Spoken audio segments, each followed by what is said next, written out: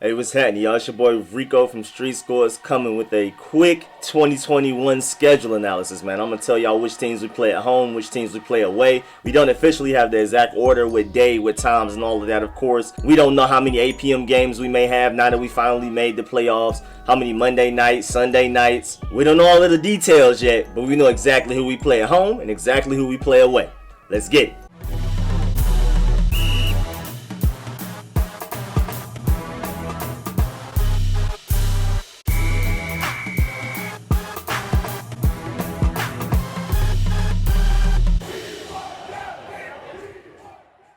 Alright, so starting off, you already know we play everybody in the NFC East twice. Cowboys, Giants, and Eagles. Right now, I mean, with Dak healthy, and if we're able to fix our QB problem, or, you know, maybe Taylor Heinicke is the starter going into 2021. But, I mean, whether we go and get a free agent like a Cam Newton, or we trade for Matthew Stafford, and or go and get a quarterback in the draft, you know me, my strong preference is Trey Lance or Zach Wilson or Justin Fields in the draft. Or maybe we go and get a Jamie Newman way later to sit behind Taylor Heinicke or Matthew Stafford, or whatever combination it is. Either way, if we're able to get a good enough quarterback, it's going to be between us and the Cowboys, who are the best team. Our team is more talented. Our cap situation is way better, so we have a brighter future. But it's definitely going to be between us and the Cowboys, who have the better team going into next season. So those will be the better matchups. The Eagles, unless Jalen Hurts is out here just balling, which again, I'm not that high on him. I think once teams figured him out, it was going to shut him down, because I didn't really like him that much coming out of Oklahoma and Alabama.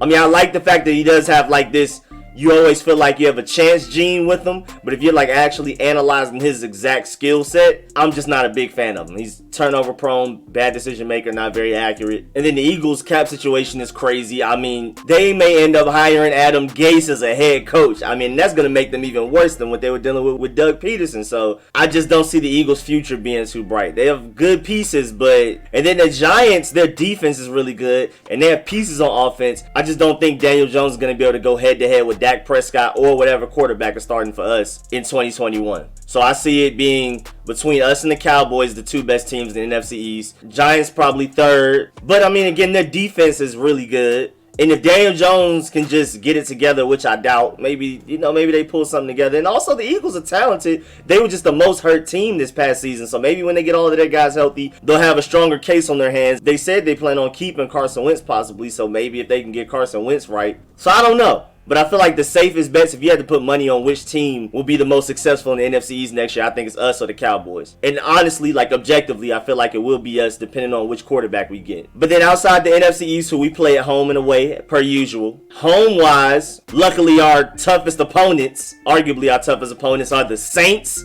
The Saints are a problem. Top 5 defense in the NFL, arguably top 2. We'll see who their quarterback is next year, because apparently Drew Brees plans on retiring. So then it may be Jameis turnover Winston and Taysom not as good as people think Hill. So we probably have a way better chance against them next season than we do this past season. So that's lucky for us. The Buccaneers, I mean, is Tom Brady going to play another year? Again, another very talented team, but who's going to play quarterback for them? But we'll have to monitor that situation up to the point that we end up playing them. Then the Kansas City Chiefs, I mean, we already know, man. That team is only going to get better through the draft and free agency. Pat Mahomes is going to dominate. I see them winning the Super Bowl this year. I mean, it's just like when Pat Mahomes decides to take a game seriously, when he wants to ball out, what can you do? You know what I'm saying? And their defense is only going to get better. The offensive line is only going to get better. I mean, they get draft picks like we do. They have free agency opportunities like we do. So, I mean, they're going to be a juggernaut for a long time. They might be like the next Patriots, if not more just demoralizing, because Pat Mahomes can just throw off his back foot 60 yards down the field touchdown. Like, it's just not, it's different. And then the Chargers, man, Justin Herbert, once they get the right talent around them, they're going to be really good.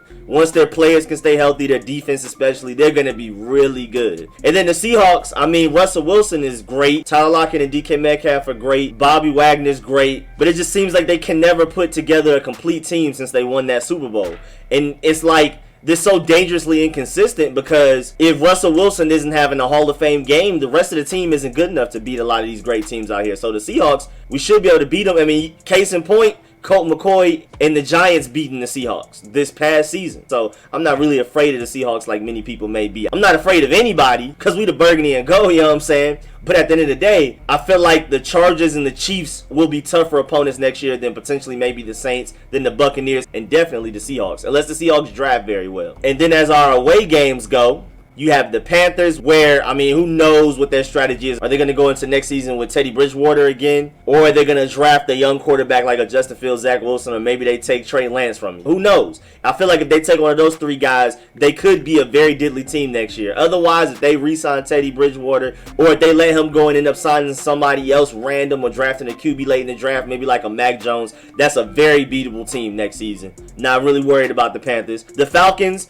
always very talented. It's just their head coach situation has been holding them back. And now that Dan Quinn is the defensive coordinator for the Cowboys, which is a great signing for them. Because just like Jay Gruden is a good offensive coordinator, but not a good head coach at all, Dan Quinn's not a good head coach, but he's a great defensive coordinator. So that's a secretly great signing by the Cowboys right there. But the Falcons, now that they possibly may get a legitimate head coach, they could be pretty tough next season. We'll see. Again, y'all already know, man. Falcons are the team I hate the most. It's Falcons, then Patriots, then Cowboys for me. So I'm not rooting for them at all. And to be able to beat them in Atlanta, I'm rooting for that heavy. I don't care what the circumstances are right there. Beat the Falcons at all costs. I know how y'all feel about the Cowboys at all costs. That's how I am with the Falcons. Gotta beat them. Falcons in Atlanta too might pull up to the game depending on how Corona acting up. Depending on if y'all get yourselves straight and stop going to clubs and all that. You know what I'm saying? And let me finally leave the house. But I'll definitely be cheering for that game harder than any other game this season, man. We gotta beat the Falcons. Pig.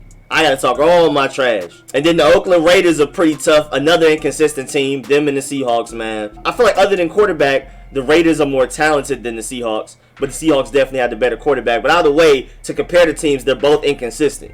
The Raiders can go beat the Chiefs, but then go lose to a sorry team. Even though they played pretty well against the Miami Dolphins, who are actually a pretty good team. So again, they're just inconsistent. And I feel like we could catch them next year. Then the Denver Broncos, I mean, I don't know which direction they're going. I don't know if they've given up on Drew Lock. We were expecting them to be a very talented team coming into this season and actually be able to compete. But injuries and just all kinds of mess. Who knows what the Broncos are going to look like, but I do feel like they may be one of our easier opponents next season. And then the Packers also. That may be the toughest game of the season as a mix of who we're playing and where we're playing them as far as away instead of home. I feel like the Packers game is probably going to be our toughest game next season. And to me, arguably, our toughest three matchups are going to be the Cowboys when they re-sign Dak, because it's pretty much set in stone.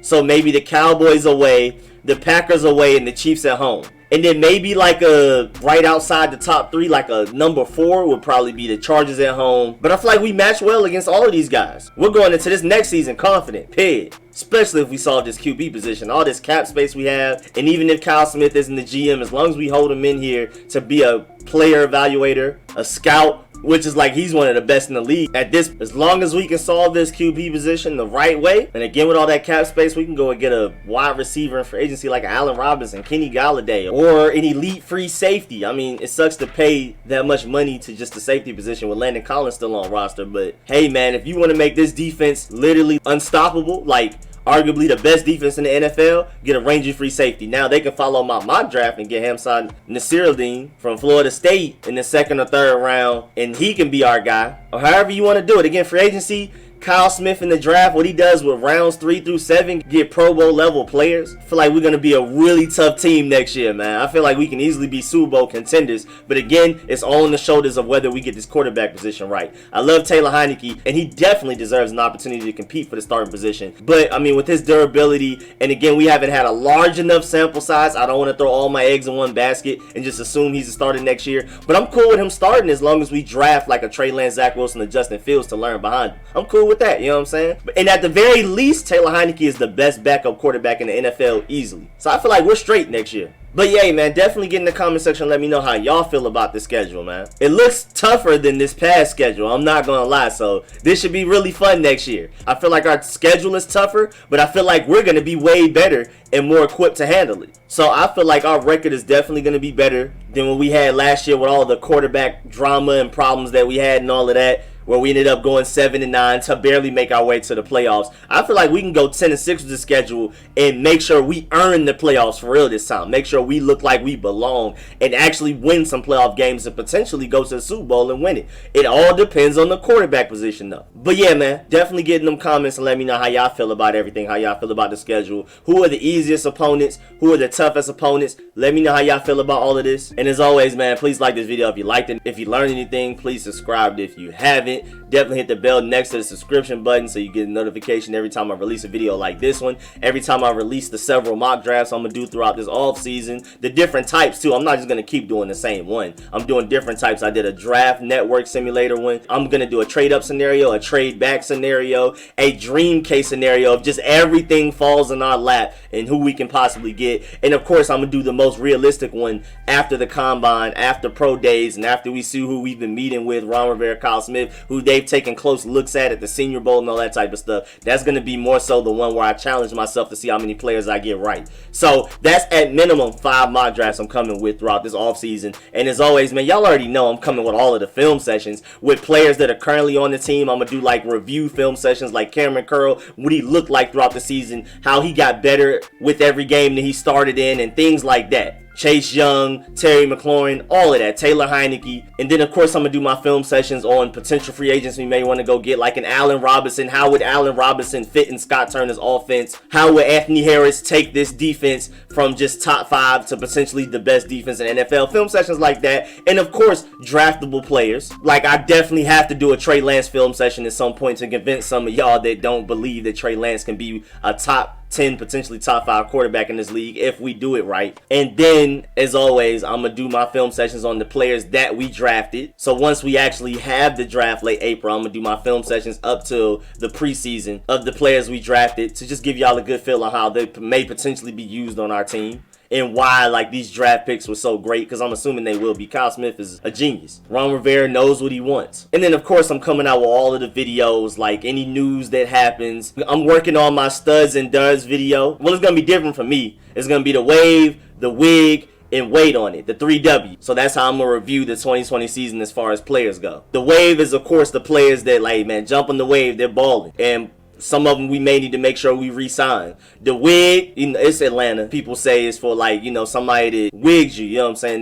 They weren't who you thought they were, or it's fake or whatever. And then of course, wait on it. That's the last W. There's some players out there like Kelvin Harmon and AGG and Sadiq Charles, Bryce Love, Reuben Foster. So I'm gonna do a video like that one very soon. That may be tomorrow, as in Thursday. We'll see though. So just, I mean, whole lots of video ideas. So make sure y'all stay tuned for all of that, man. And y'all already know the live streams are still coming. Sunday at 1 p.m. every Sunday, unless something happens, I'll let y'all know ahead of time. But you know, we're still live streaming every Sunday like it's a game, but we'll just be talking about randomness. We can talk about the burgundy and gold. If there's a playoff game on at the time, we can watch the playoff game together and talk about that, all of that. Just at the end of the day, just know the live streams will not stop just because the burgundy and gold season stopped, you know what I'm saying? And of course, the Friday live streams with Shady, the broadcast, that's still coming every week. And depending on if something big happens, say we sign Allen Robinson or we go and get a quarterback or whatever, it's an immediate live stream for that. And y'all already know during the draft, I'm live streaming every round. Y'all already know how that goes. So definitely stay tuned for all of these off-season plans. Y'all know that's when I do my best work. That's when I'm the most consistent. That's when I'm the most on it. So y'all already know to stay in tune for that. And as always, man, I appreciate everybody that supports the channel, man.